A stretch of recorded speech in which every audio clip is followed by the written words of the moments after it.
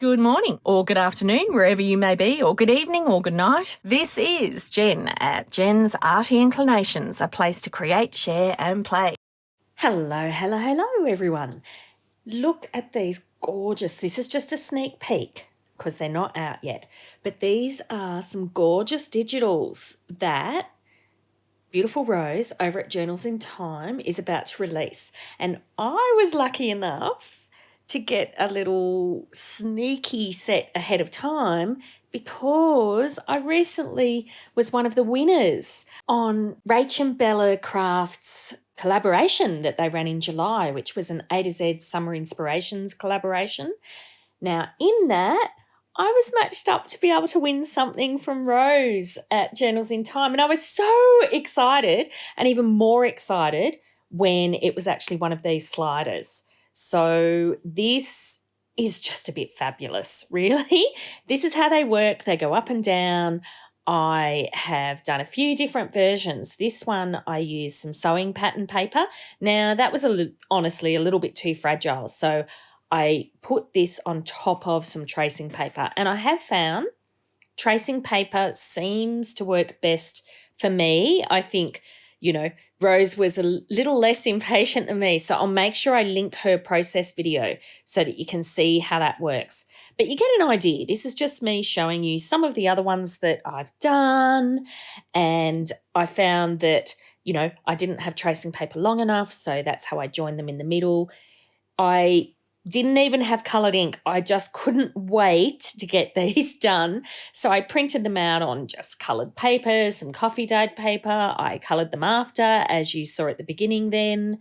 And I just had a ball. I had so much fun doing these. Thank you so much, Rose. I just can't stop playing. They're so addictive.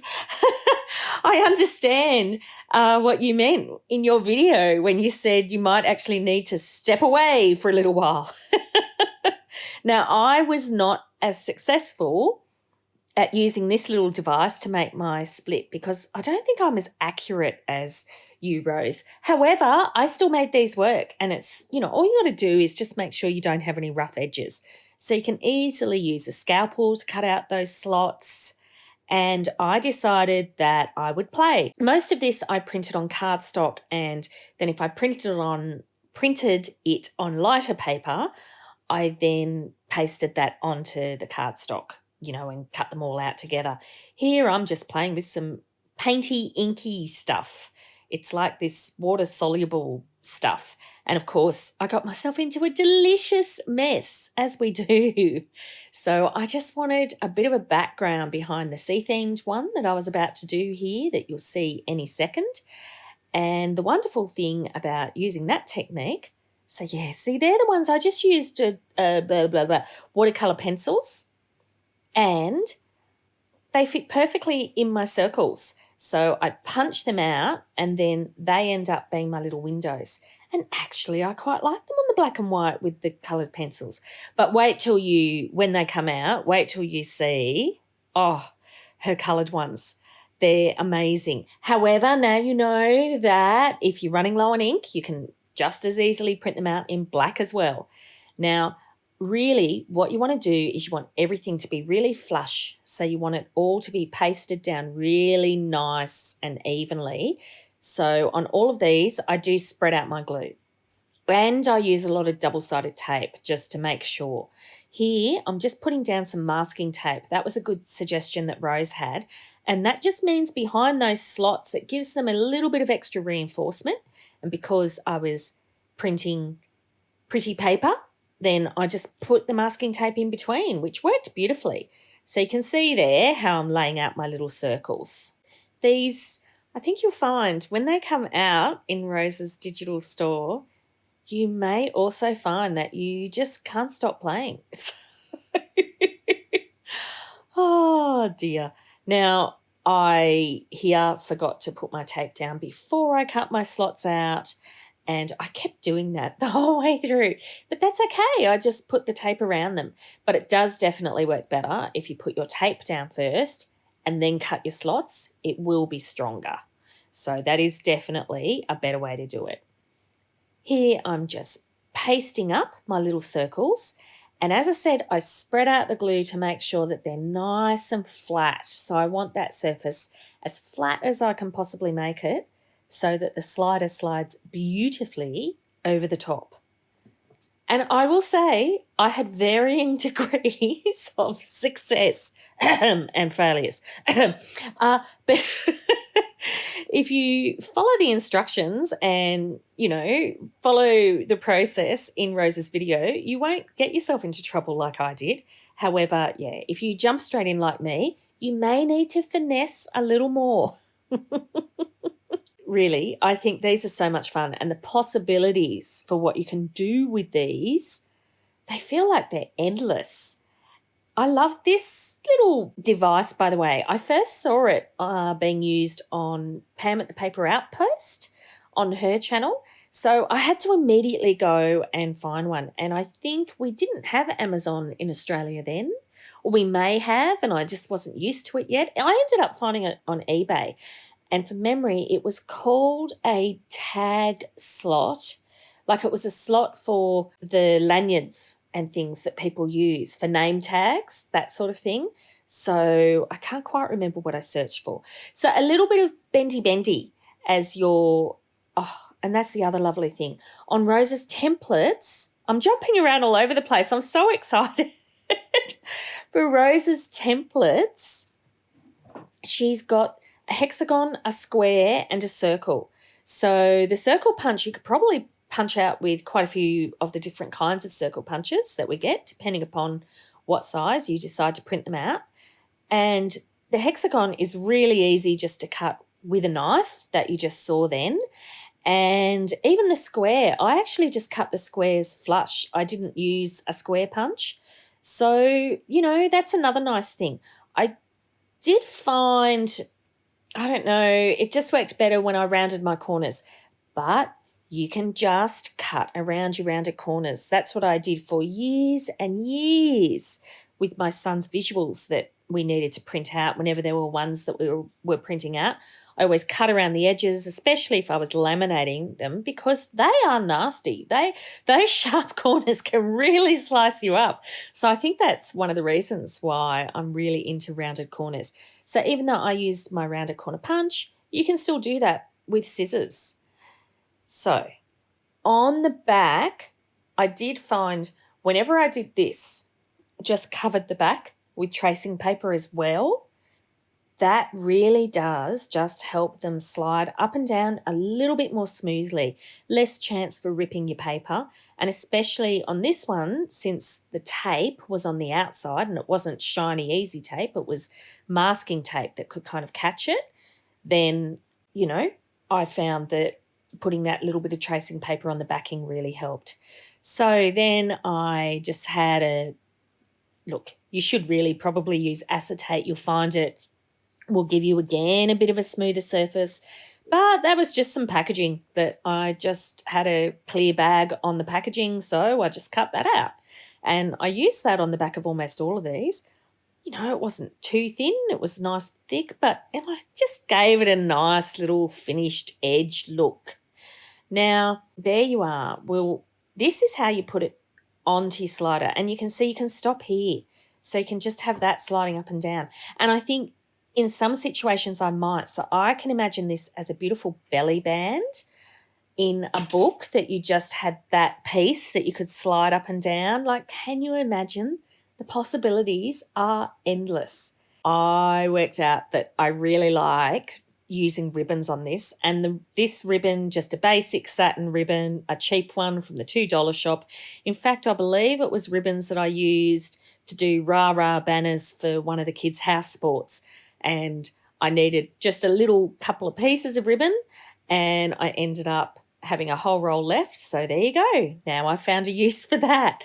But that lovely thick ribbon works so beautifully as a slider up and down on these. So I can imagine doing rustic versions of this with some of the beautiful antique ribbons, or, stamped ribbons, or a lovely stamped piece of calico. I will do lots and lots of that, I believe. Rose did use some glue as well, just to give her a little bit of wiggle room, as well as the double-sided tape. I found that I really do need to use just the double-sided tape, and I put it on the edge and then I cut it down, and then I could get it to the exact width of the edge of the slider. So, when I'm making my own sliders, I might even make that edge a little bit thicker again, now that I've used that template. Rose, you've just opened up so many more creative possibilities that I want to play with and make now. But, oh my goodness, I love, love, love, love the actual specimens that you've got. She's got a rose one coming out. She's got sea theme. She's got woodland and little bugs, and it's lovely. You'll just adore it. Anyway, back to my piece. So this is this one finished. And look, I didn't actually even attach this very straight, and it still worked out. I was so excited. Now see, this one, I printed it out on one of my stenciled pieces of paper that I have, and I just sloshed about with a bit of watercolour pencils and water for the roses, and it worked out beautifully. So here I am slicing up one of the backs. This is one of my misprints because I was printing it from my phone and I was doing all the wrong settings and so forth. I do that every time. Doesn't matter how someone supplies it to me. There I am reinforcing my back. So you've seen this process. It's just cutting out your pieces, reinforcing your backs, depending upon what you've printed it on, but just to give it a little bit of extra thickness, making sure your glue is nice and flat and spread out, then cutting out your slots and your window and pasting it all together. And you don't even need to add the piece of plastic that I did for the windows. And in fact, I don't think it's on this one. I think it might be on the last one that I do, that I actually ended up not cutting out the actual window. So you'll see it both ways. Here we are pasting it onto the back, and here I am just cutting out the window. I'm going to use that little centre bit because I actually quite love how that stenciled piece worked. I must, when I'm printing things, I must print more on coloured paper backgrounds. I also love printing onto book pages. Wouldn't this be lovely if you printed these on book pages and then you use them as your slider piece to go up and down? That'd be so gorgeous. Now look, I used a whiteboard marker this time to cut out my plastic sheet because I actually found it so hard using that slightly lighter plastic. I found it so hard to cut it the first time. Couldn't see what I was doing. I'm without my glasses, I am blind. So therefore, even with my glasses, it was still hard. So that's a little tip. Okay, so this one I did decide to use the tracing paper. So this is just a basic tracing paper pad. I find it is the perfect kind of paper to use as the slider piece, so the little cover piece, as Rose calls it. And I actually quite like how it just dulls what's behind it. It doesn't get rid of it completely. So it really does just highlight your window. Very fun. I simply join them in the middle using double-sided tape. That way I could paste both pieces on either side and just join them at the back. That was a little bit easier for me than just trying to do it in one long piece, than putting it all together first. Those of you who are out there, I'm quite sure that you probably find that you don't have as much trouble as me. But yeah, this is the only fiddly bit, is just putting this into your window. But the lovely stiffness of the tracing paper really helped. And this time, the way that I got it straight, because remember, I didn't do that with my ribbon, even though it still worked. The way that I got this one straight was I end up just getting my little ruler and putting along beside it so that I can just see that they're aligned. Oh, maybe it's not on this one. Let's see. Waiting. I don't think it was on this one that I did that, folks. But if you put a ruler, then you can see, oh, there you go, I did do it. So that way I could just make sure that it was definitely straight with the other one, and that was an easier way for me to do it. So then, see how I'm just putting that down over the top? I'm just making sure that they line up, and then I'm putting my next piece of tape on, and then they overlap, and that, because that tape is right on the edge, it means that, again, there aren't really any little catchy bits because it's thin enough. You can actually put, when you do your little backing piece of tracing paper, if you choose that method, you can actually put that over the top of your slider. It just means that you need to leave a little bit more room at the top of your piece before you put your first picture. That's all. So here we are. Now, what am I doing here? Oh, yeah, I decided couldn't stop. So now I'm doing the fish. And this time I thought I'd put my tracing paper over the whole piece, do it properly. And folks, that's a lot easier. So I just increased the length of the glue so that it would go right around the edge of the slot that I was punching out. And again, that just helped give that a little bit more thickness. And I believe this piece I did actually print onto just thin card. It was like, I think about 110 GSM. I feel if you did this with ribbon, that you would actually be able to use thicker card again, and you can make them even more sturdy. But it's nice to have them thin. Here I'm just colouring up one of my plain pieces. So adding a bit of colour and, doing a bit of a stencil. Now, obviously people won't know that that was a shell stencil, but I know, and it gives those same kind of lines is what I'm thinking. So anyway, it's coral kind of colours, sea kind of colours. All right, it's actually the only two colours of those kind of bottle things, and I wanted to play with them. Believe it or not, that blue is actually glitter, but because I was only doing it through the fine hole, you can only see the colour in that one. But, next time, maybe I should open up the other hole. It'd be quite cute if there was a bit of a glittery blue painty bit in the background on there. All right, here I'm trying to make sure that I do a really, really even hole. I find if I just run my finger along those slots, firstly, that gives them a little bit more space to slide, but just to make sure that they feel really nice and smooth so that they're not going to catch on paper as it goes through. That's all you want. You just want it to be nice and smooth. There's a lot of room for error actually, which is great with this particular design. So this one is probably how I like doing the most, is not putting the window in, simply wrapping the tags. What do you call these bits? The slider taggy bit thingy bob, the cover bit, but just wrapping them around the top of the square. This is my favourite method, definitely, absolutely for sure. And I think it'd be even more cute with the ribbons. However, this is how I did it here, but with the tracing paper, then you can add easily little pieces to embellish the little slidey bit on them, and then that covers up that doubled up bit. You'll see what I mean at the end. So there are my slide pieces, and now I'm just, pasting down the back. What did I do this time? Oh yeah, I worked out that I didn't need to make them exactly the right length. As long as they overlapped, it was fine. So there we are. That's that one. Slides up beautifully. Aren't the fish that she found just beautiful? Wait, as I said, wait till you see them in colour. Now, how cool is this?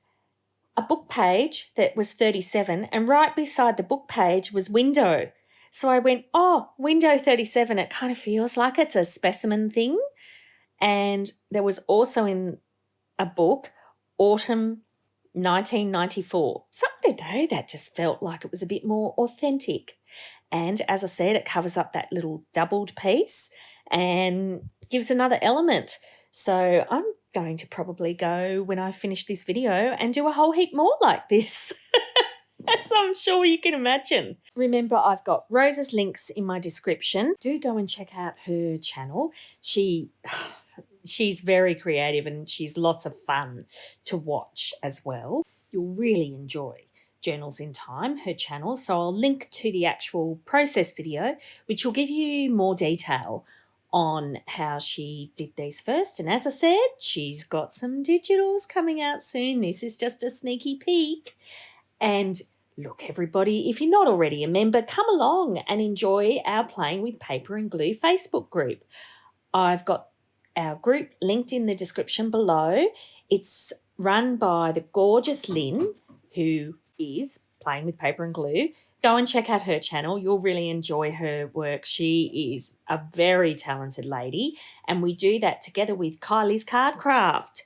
So many of you know Kylie already, but yeah, go and check out her channel. She's linked below as well. Aren't they gorgeous? I'm so happy with these. There are so many different ways. I want to go off and do some more playing now. See you soon. I'd love it if you could leave me a comment below. Hit the like button if you enjoyed what you saw today. And of course, please subscribe if you haven't already. I will see you next time. And in the meantime, keep creating. Enjoy.